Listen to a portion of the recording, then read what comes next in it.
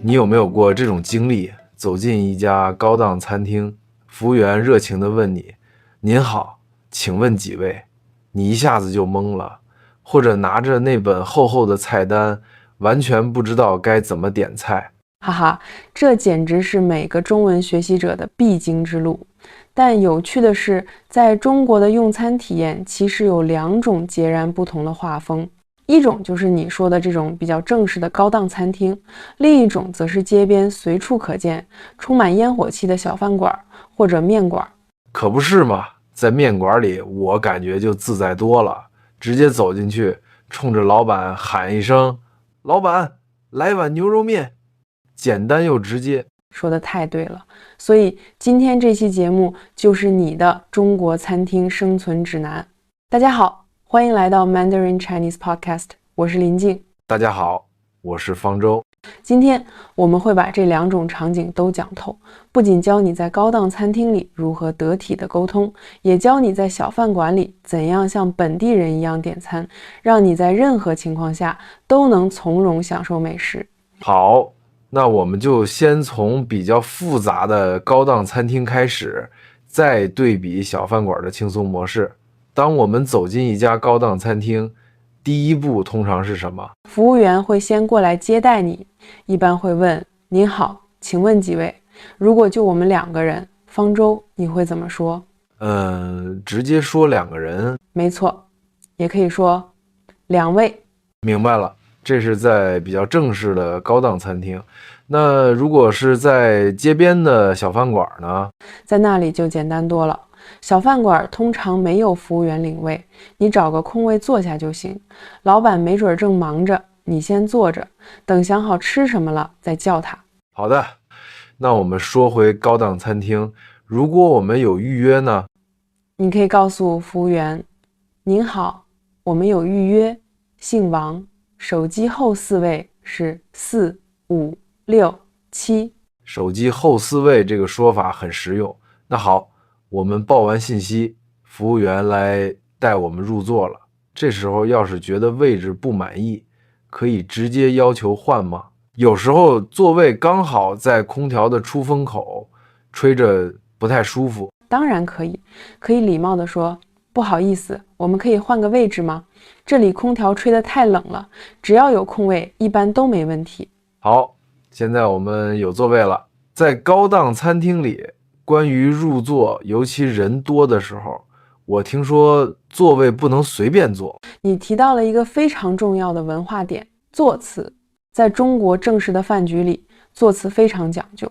最核心的原则是面朝大门为尊，通常正对包间门口，视野最开阔的那个位置是留给饭局里身份最尊贵的人，比如最重要的客人、职位最高的领导或年龄最大的长辈。原来一个座位背后有这么多讲究。那如果我们只是几个朋友随便吃个饭，也需要这么严格吗？那倒不用，朋友聚餐就随意多了，大家开心就好。但了解这个文化背景，能让你在未来参加工作、宴请或家庭聚会时显得非常得体，避免不必要的尴尬。看来以后参加正式的饭局前，得先做好功课了。那好，我们现在坐下了，下一步就是点餐。在高档餐厅，我如果直接说给我一下菜单，好像不太合适。这在语法上没错，但在语感上会显得有点生硬和命令式。更地道、更礼貌的说法是：“您好，麻烦给一份菜单。”麻烦您这3个字，我发现中国人用的特别多，为什么总要把麻烦挂在嘴边呢？这就是语言背后有趣的文化了。说麻烦您其实就是一种建立良好人际关系的开场白，它表达了谦逊和尊重。潜台词是：我知道您很忙，打扰您很不好意思，但希望您能帮个忙。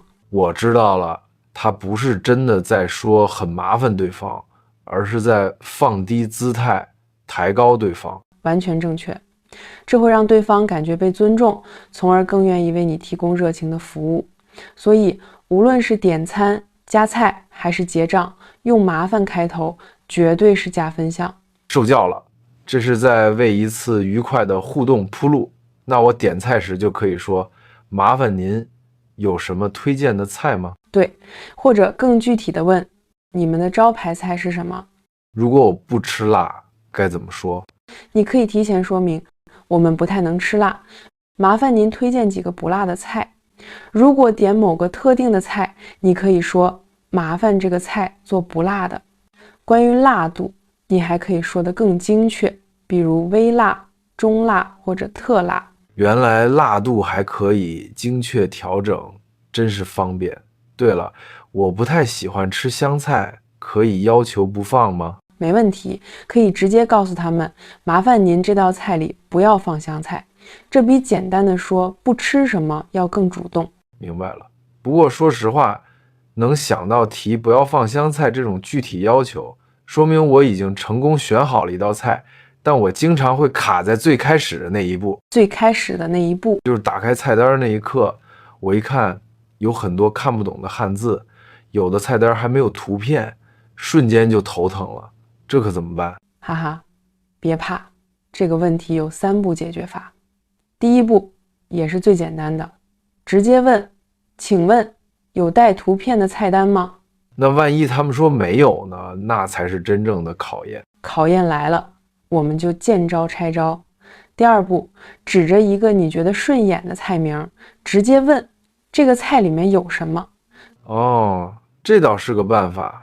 但如果我连哪个名字顺眼都看不出来呢？那就启动第3步，变被动为主动。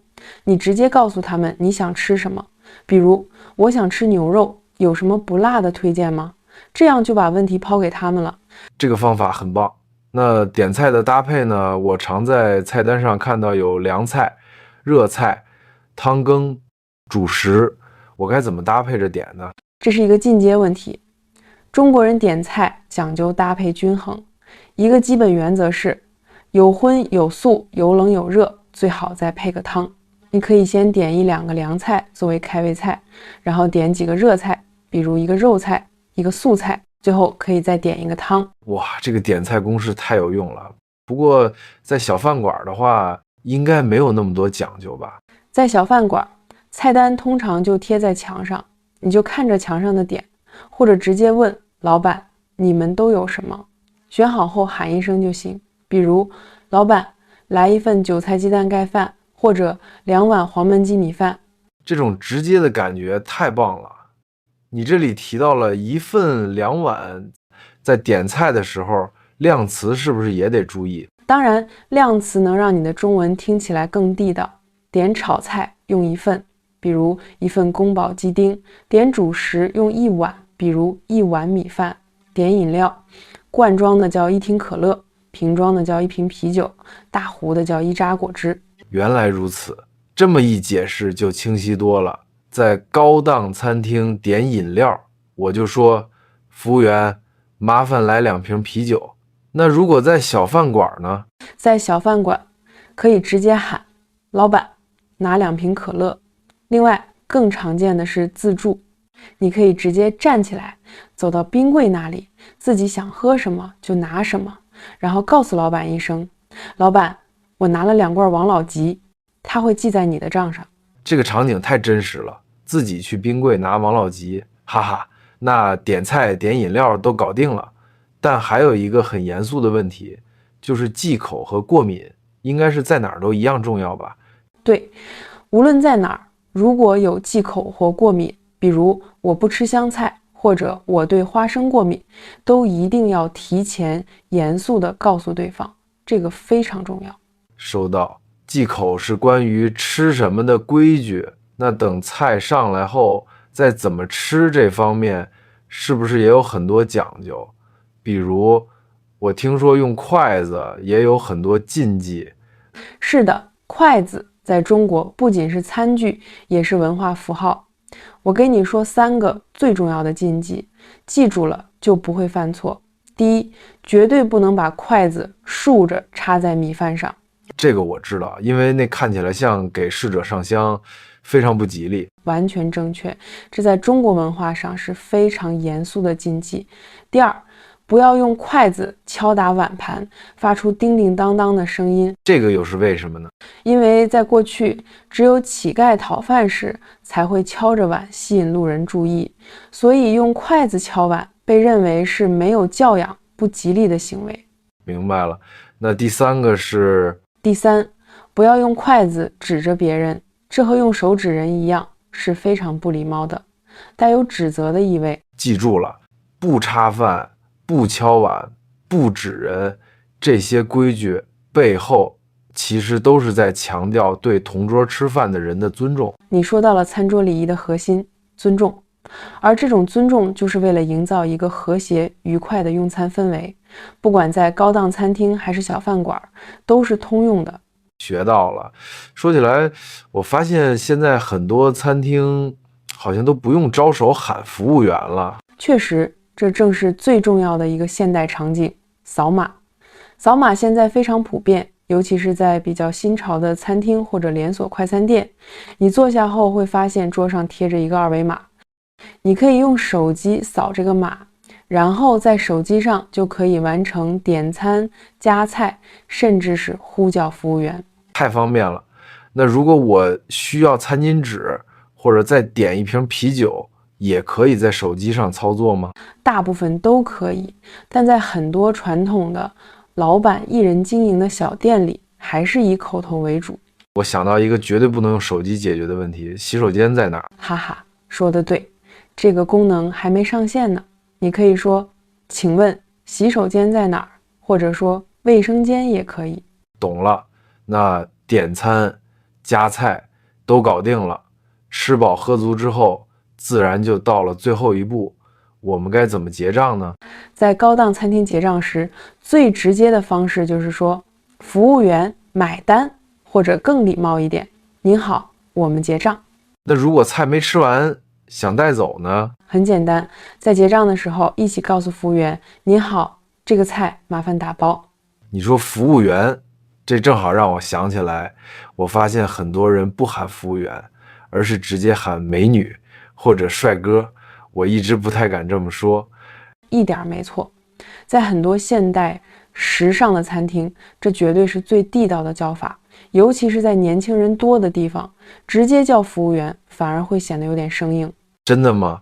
我总担心这样会不礼貌，或者听起来太轻浮了。完全不用担心，它现在已经更像一个友好的、通用的打招呼的词，而不是真的在评价长相，是一种非常普遍的方式了。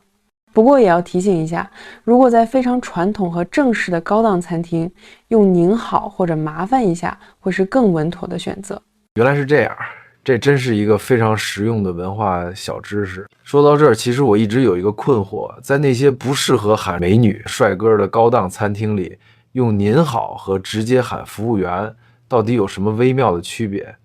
方舟，你这个问题问得太好了，这绝对是一个母语者级别的观察，区别非常微妙，但也非常关键。你可以这样理解，服务员是一个功能性的标签，而您好是一个开启人际交流的问候。功能性的标签和人际交流的问候，这怎么理解？当你在远处需要吸引一个正在忙碌的人的注意时，你喊服务员，你是在呼叫一个角色、一个功能，这没有错，很直接，很高效。但如果你先通过眼神或者手势和他取得联系，然后他向你走来时，你微笑着说您好或者麻烦一下，你是在和一个具体的人开启一段礼貌的对话。我好像有点懂了。所以说，服务员更像是一个远距离的呼叫工具，而您好是近距离的尊重性开场白。你完全抓住了精髓。所以能用上您好这种近距离的尊重性开场白，当然是更得体的选择。但最后我也想补充最重要的一点，如果餐厅实在太忙，或者你一时忘了这些细节，直接叫一声服务员也完全没问题，不必有任何心理负担。这下彻底清楚了，这个细节里藏着大学问。那我们说回结账，关于支付方式，现在在中国最重要的可能是问一句，可以手机支付吗？对的，现在中国年轻人基本上都不带现金或者信用卡，几乎都是用手机扫码支付。扫码支付真是非常方便，现在真是进入了无现金社会。那么在我用手机付完钱之后，如果需要发票报销呢？在结账时就要说您好，我需要开发票。他们会问你公司的名字，也就是抬头。突然想起来一个场景，在高档餐厅结账的时候，经常能看到有人会抢着去买单。你提到了一个非常经典的文化场景，没错，在中国，抢着买单通常是表达热情、大方和尊重的一种方式。关于这个话题背后的文化逻辑，我们其实在之前的第8期节目为什么 AA 制会冒犯你的中国朋友里有过非常详细的讨论。简单来说，在这个场景下，作为客人，象征性的跟主人抢一下，会显得更懂礼貌，对吧？完全正确，这会让主人觉得你很懂礼貌，同时让他自己感觉很有面子。如果大家对这个话题背后的文化和社交潜规则感兴趣，非常推荐大家去看一下第8期节目。话说回来，那在小饭馆呢，我吃完盖饭或者面条该怎么说？那就更直接了，你吃完直接走到老板面前说老板结账，或者更简单的老板多少钱。付完钱后可以带上一句非常地道的告别，老板走了啊。哈哈，这个太有生活气息了，我记住了。补充一下，我们之前聊过的抢着买单的文化现象，通常也是发生在比较正式的带有社交功能的饭局里。在小面馆，大家各付各的就非常正常。好的，今天学到的东西太有用了，感觉以后无论是去好一点的餐厅，还是去街边的小馆子，我都知道该怎么做了。你觉得今天最大的收获是什么？我觉得是理解了这2种场景的语境差异。在高档餐厅这种正式场合，重点是礼貌和尊重；在小饭馆，重点是效率和直接。知道了这个核心区别，我就能自如切换沟通方式了。总结得太好了，这正是我们想传达的。好，那我们最后来快速演练一下。场景1，高档餐厅，你想结账并打包。帅哥，买单，这个菜打包。哎，等一下，你刚刚学的那么好，怎么在这里犯错误了？我们刚刚怎么说的？啊，对，我想起来了，在高档餐厅应该更正式一点。那我重来一次。您好，麻烦结账，这个菜也请帮我打包。这就对了，看到没？知道规则，并且能在对的场合用出来，这才是真正的掌握。好，那我们进行场景2，你在小面馆吃完了，准备离开，直接走到老板面前问，老板多少钱？扫码支付，然后说好了，老板走了啊。太棒了，完全掌握了。你看，掌握了这些，在中国吃饭就真正成了一种享受。没错，无论是体验正式宴请的礼仪，还是感受街头小馆的烟火气，都是了解中国文化的一部分。希望今天的内容能帮助大家更从容地享受中国美食。当你能从容应对这一切时，你就从一个普通的中文学习者，升级成了一个深谙中国餐饮文化的行家了。大家在中餐厅用餐时有什么有趣的经历吗？或者还有哪些想知道的场景？欢迎在评论区留言告诉我们，也别忘了点赞、订阅我们的频道。今天的节目就到这里，感谢收听，我是林静，我是方舟，我们下期节目再见，拜拜。